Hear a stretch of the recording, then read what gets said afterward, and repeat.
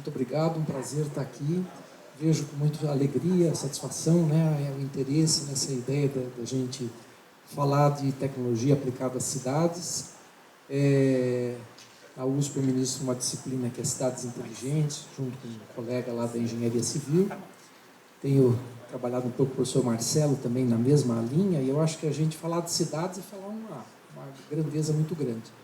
Mas acho que os exemplos que foram mostrados pelo professor Leopoldo, que tentou colocar o ônibus autônomo, junto com a SP Trans, e o que agora ele está mostrando para a gente, e as visões que o professor Caio tem são muito legais, né? Ele só tem um pequeno problema, que vocês viram na hora do estádio, ele não mostrou o Itaquerão. Interessante que também não foi o Allianz Parque. Interessante, mas um detalhe, acho que é um detalhe. Ele é uma boa pessoa, né? E é outro também, não deve torcer. Não deve ser do Itaquerão, ela não é da Zona Leste. Bom, então, eu quis mostrar aqui um pouquinho dos exemplos do que a gente vinha seguindo. Eu durante um tempo, o Leopoldo falou, eu estava no IPT, o IPT era o braço da Agência Reguladora de Transporte do Estado de São Paulo. Então, a gente tem, hoje, pelas palavras do presidente atual da CT, que na época era diretor da Artesp, o Sebastião Ricardo, o IPT era um braço de tecnologia da Artesp, e a gente tem um grande laboratório nas concessões de rodovia. Então, tudo isso que o Caio mostrou, nas concessões de São Paulo, a gente pode ver isso claramente. Mas eu, quando saí do IPT, eu tinha a vontade do seguinte, eu queria trabalhar com sistemas urbanos.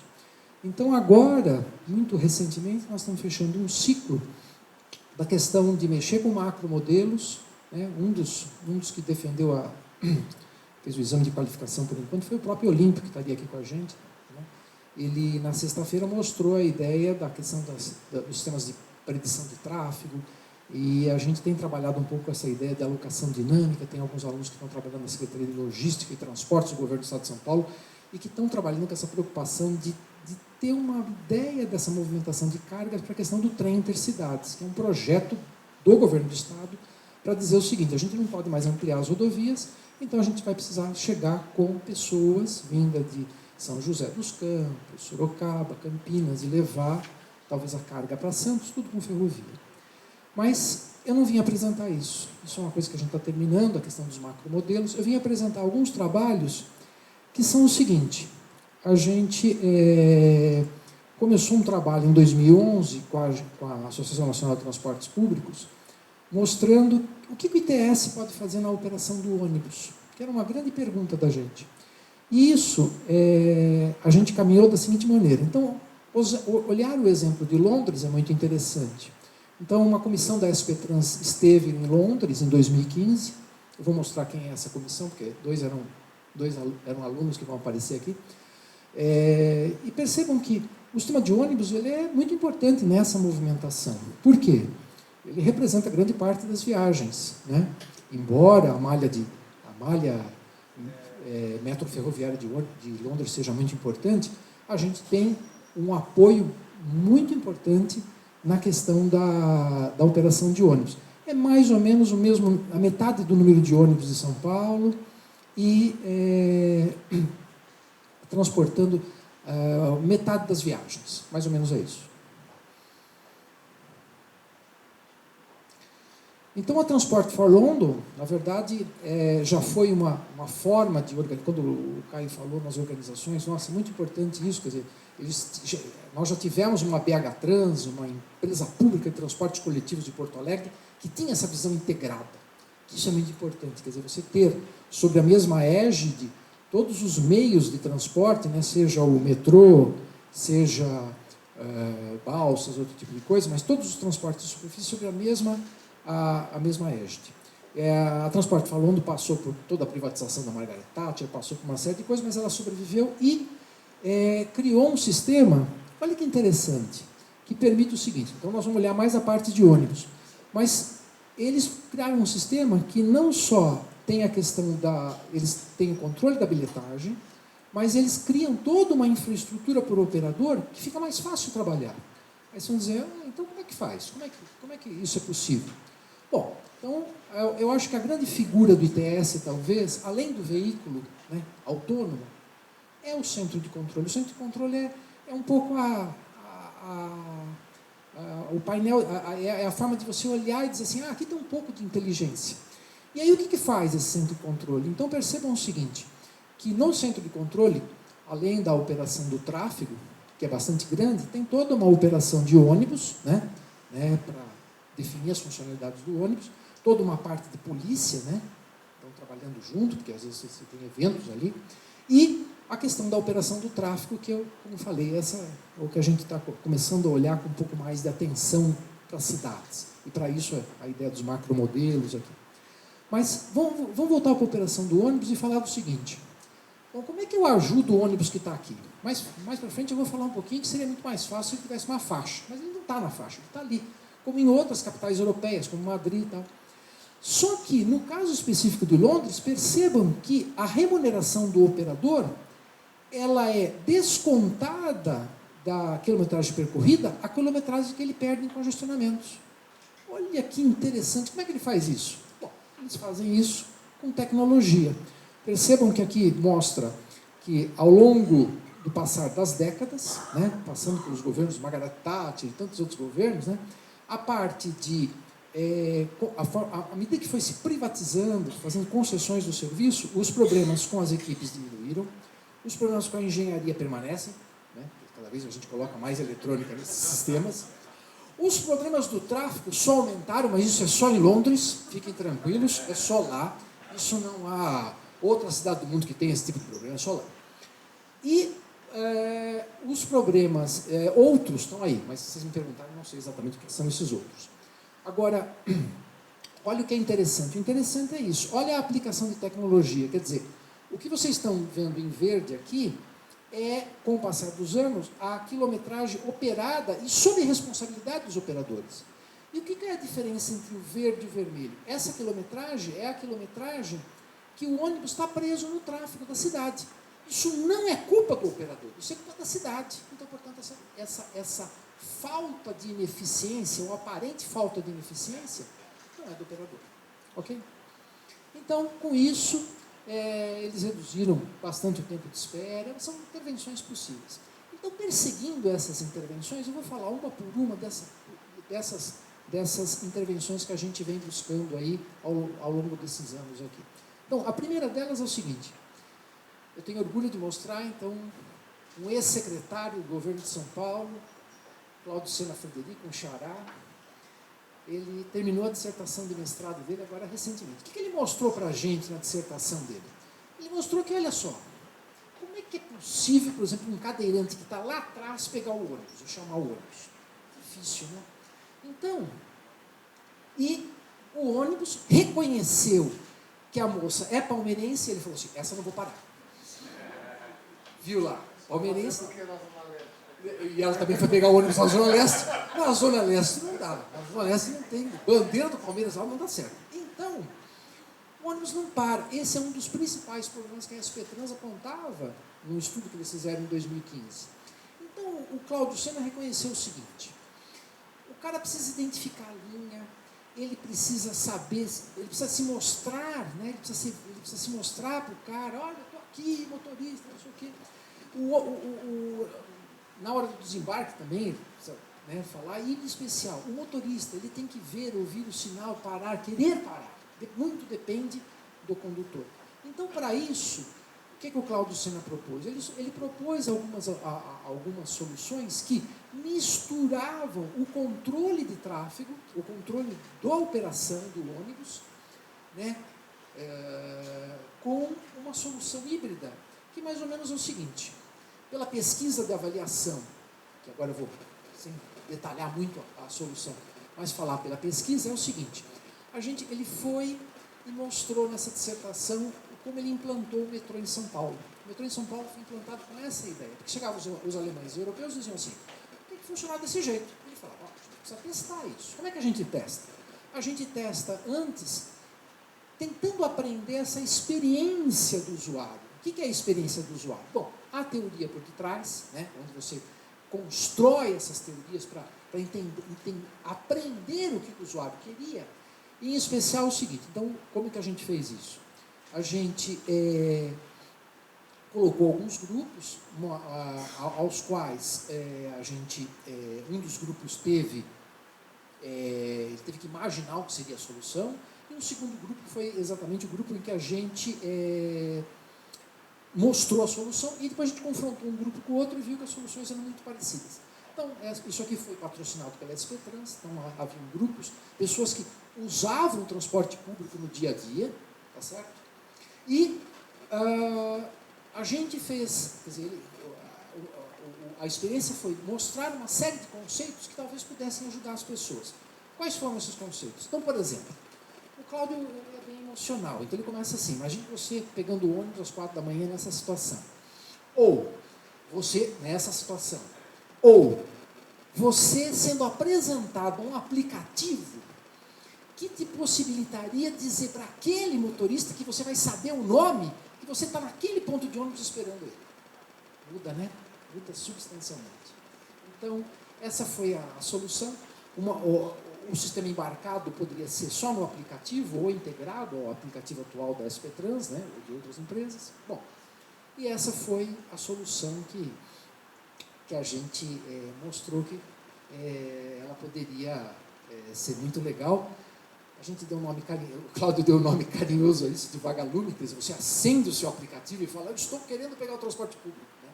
Então, talvez são soluções que, integradas aos sistemas que já existem hoje, mas que não fazem isso, te mostram quando que o ônibus vai parar, mas não te integra ao sistema. Quer dizer, você só passa a ser um passageiro quando você está dentro, estaria já sendo integrado antes.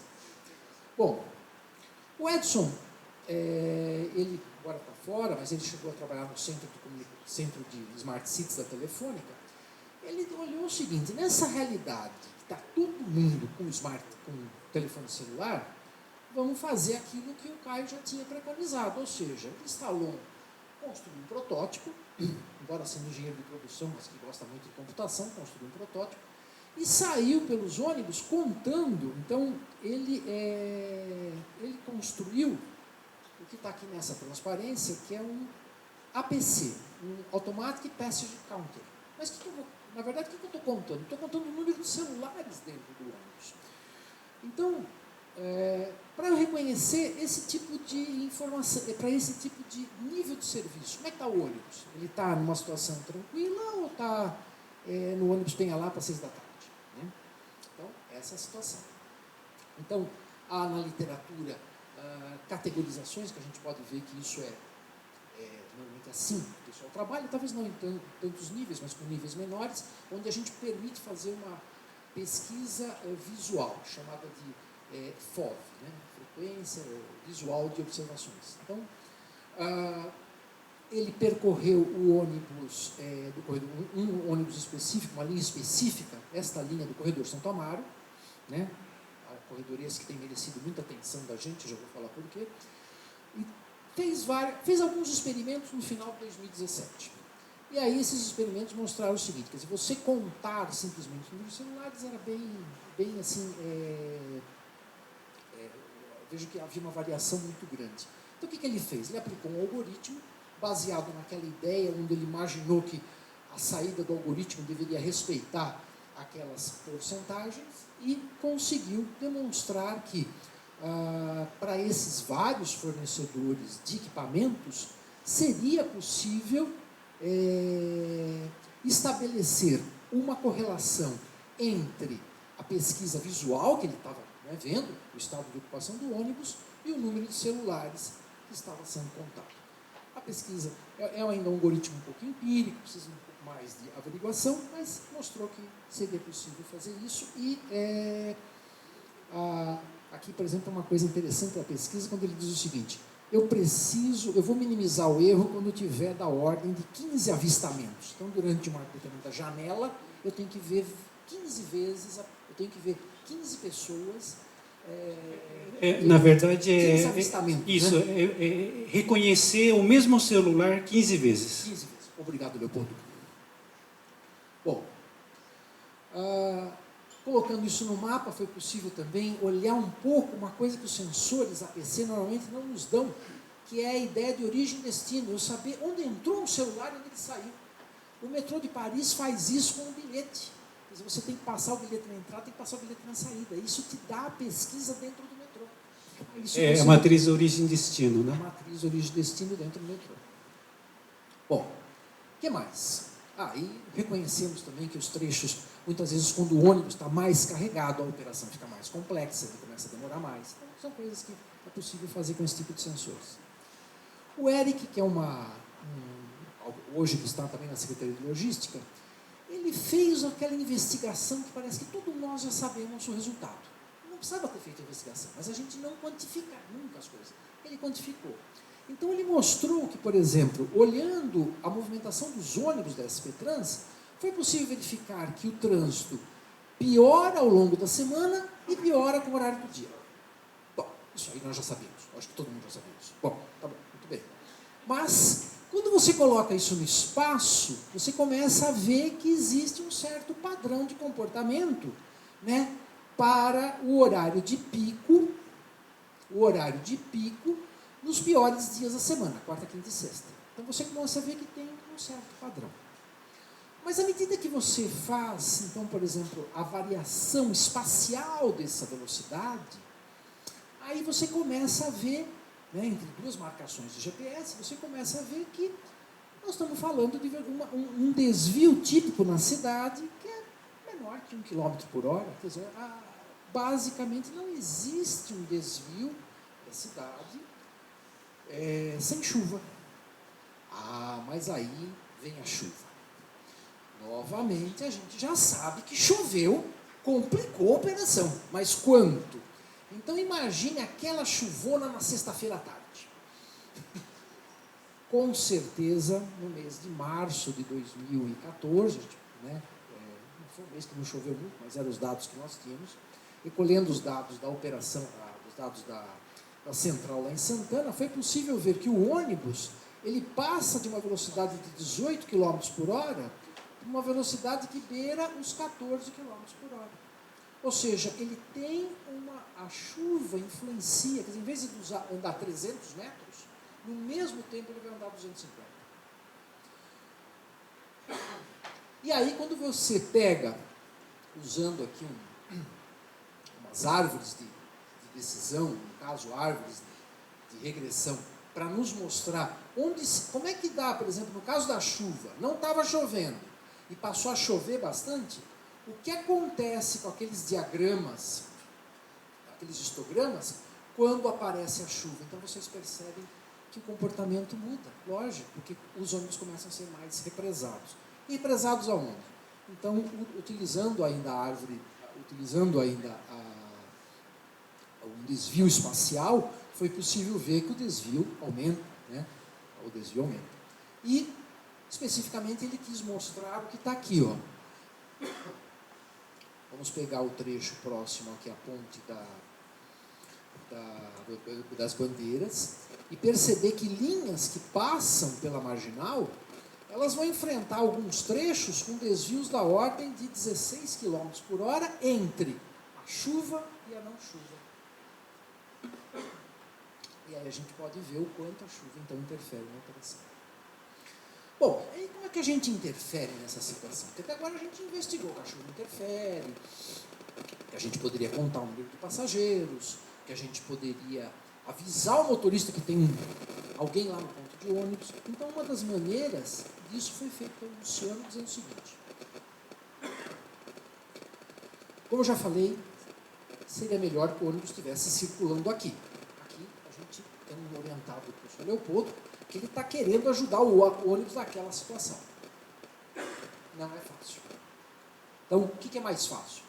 Embora o professor Caio diga que o BRT segrega e tal, mas, se a gente olhar um documento da Associação Americana de Transporte Público, um documento que orientou bastante os nossos trabalhos, quanto aquele de 2011, mostra que é o seguinte: para o operador, além de outras tecnologias do PS, a questão da priorização semafórica, ela é muito importante. Quer dizer, ela permite que você possa dar uma cadência de operação melhor a essa cadência. Então, o que é possível fazer? É possível fazer ou de uma forma incondicional, de uma forma condicional, olhar um fluxograma seguinte.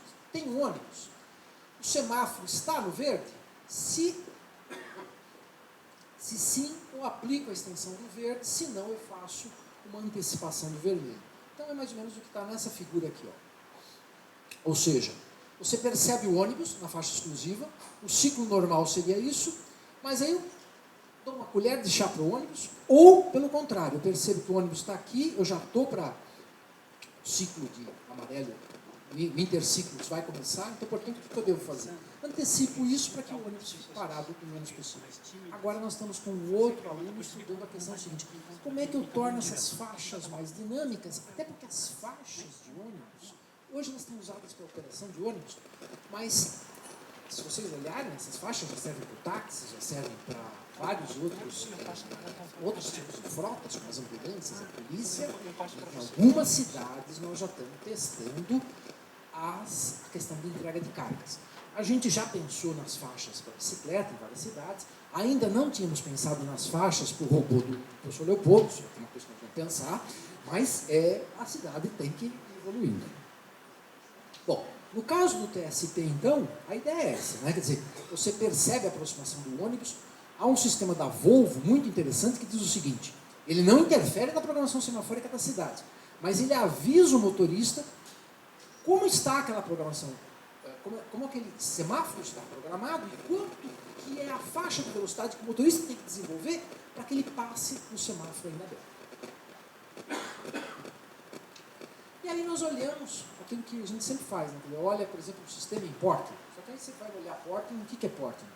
Há um sistema com 650 ônibus, né? Olha só o tamanho da cidade, né? 250 intersecções, 8 corredores. E percebam que eles aplicam o TSP, o Transit Sign Period, sempre lembrando que o transit para os americanos significa Public Transportation. Essa é a conversão que nós temos que fazer. Então, no caso específico, em Portland, eles perguntam o seguinte: o ônibus é regular, é de operação regular, não é um fretado? Ele está com as portas fechadas? Então, graças a Deus, a gente não precisa mais fazer essa pergunta aqui em São Paulo. Mas eu já andei pendurado do lado de fora do ônibus.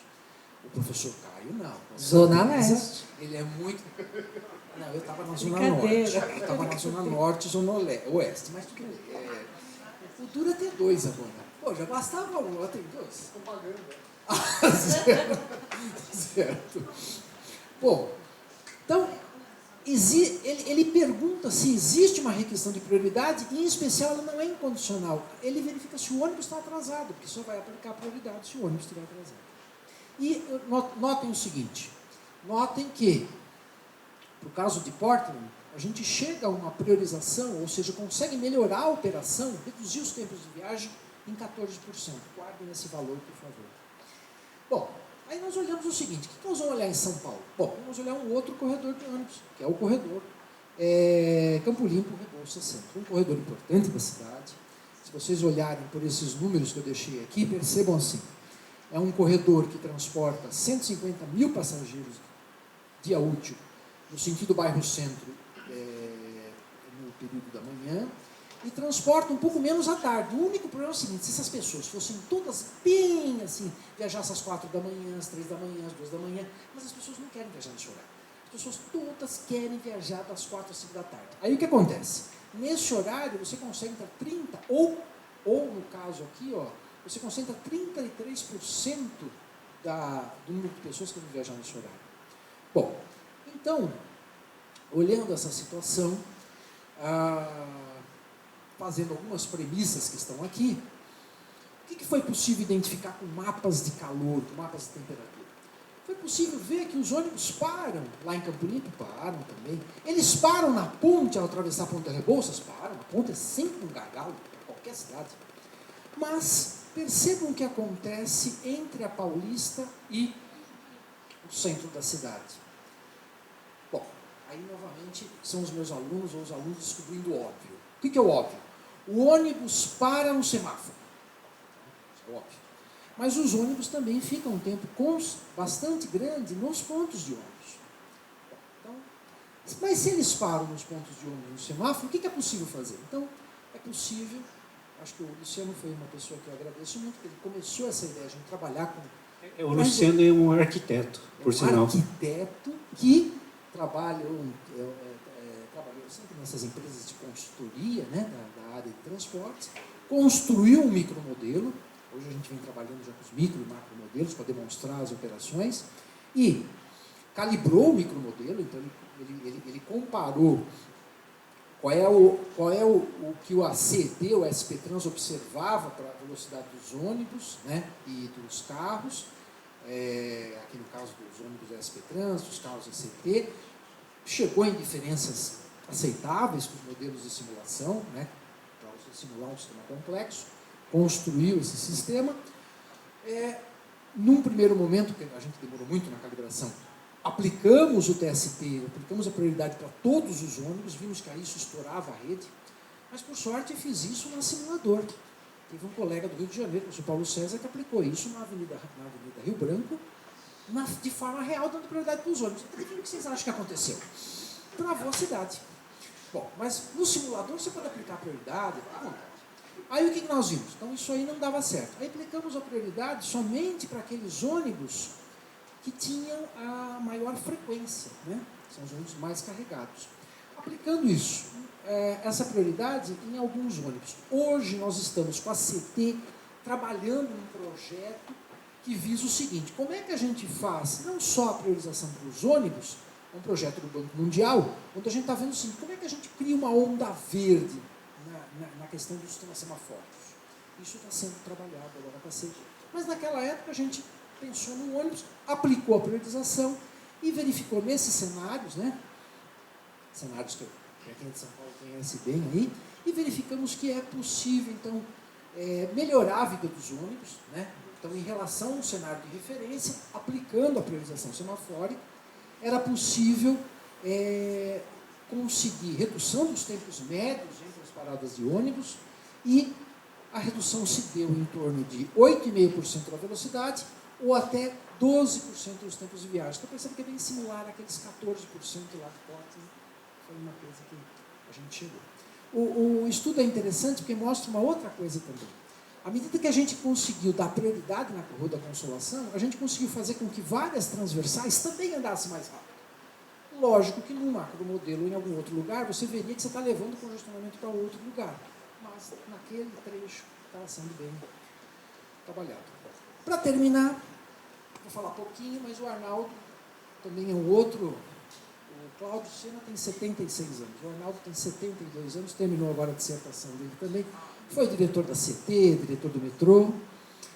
E ele fez um longo trabalho, utilizando também os simuladores, né, com alunos de graduação, mostrando o seguinte. Bom, o Arnaldo mostra muitas coisas. A primeira coisa, mais importante, é o seguinte: por que nós estamos nessa situação? Nós estamos nessa situação porque muitas pessoas falam assim, não, porque o rodoviarismo no país é uma coisa que veio por acaso.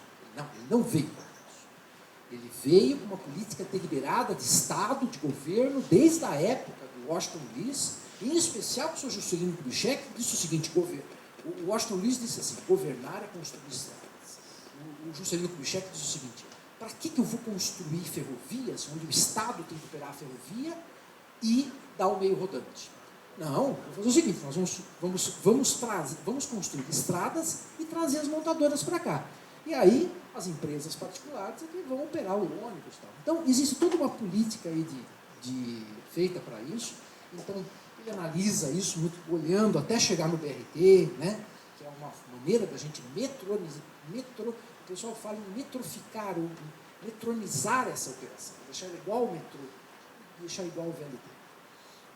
E aí o seguinte, aplicando os conceitos, só para terminar, ele pegou na literatura, olhou, né, onde se insere a tecnologia. Esse aqui é um artigo muito bacana do Rogers, professor Rogers do Chile, que mostra o seguinte, quer dizer, você pensa em frequência dos ônibus, programação horária e em operações que basicamente têm a ver com a garagem, por isso que as garagens são muito importantes, e a gente destacou isso lá em Londres. E aí, ele mostrou na dissertação dele o seguinte, uma coisa mais marginal, que é o seguinte: então vamos pensar da parte de vista do gestor, que estão lá as frequências de ônibus que respeitam determinados horários. Então, a monitoração e controle em tempo real são muito importantes para essa operação. A gente já viu um pouquinho isso em Londres. Agora, no caso específico, o que a gente visa? A gente visa garantir regularidade e precisa, para isso, ter dados dessa operação. É assim que os sistemas em tempo real vão fazer. E, para tanto, para a gente ter, muitas vezes, responder a contingências operacionais, a gente precisa fazer intervenções operacionais. As intervenções estão aqui. Não vou detalhar sobre elas, mas, por exemplo, uma delas é muito famosa. A ideia de que algumas operadoras, desculpa, em São Paulo e outras cidades brasileiras usam. O ônibus vai prestando serviço no sentido principal, volta não prestando serviço no sentido de menor carregamento. Lógico, desde que eu tenha uma linha pendular. Mas é possível ter, além da questão da priorização semafórica, outras políticas? Sim, são várias outras políticas menores que não dão aquele incremento que o TSP dá, mas são políticas também interessantes. Isso foi isso que o Arnaldo analisou na dissertação dele, e agora tem, como eu falei, tem outros alunos olhando um pouco mais a questão de bilhetagem, a questão de ter a matriz origem e destino a partir dos dados de bilhetagem, né, a questão das faixas dinâmicas. A gente tem muito a olhar ainda nessa operação de ônibus, mas é isso que a gente... Obrigado, professor Cláudio.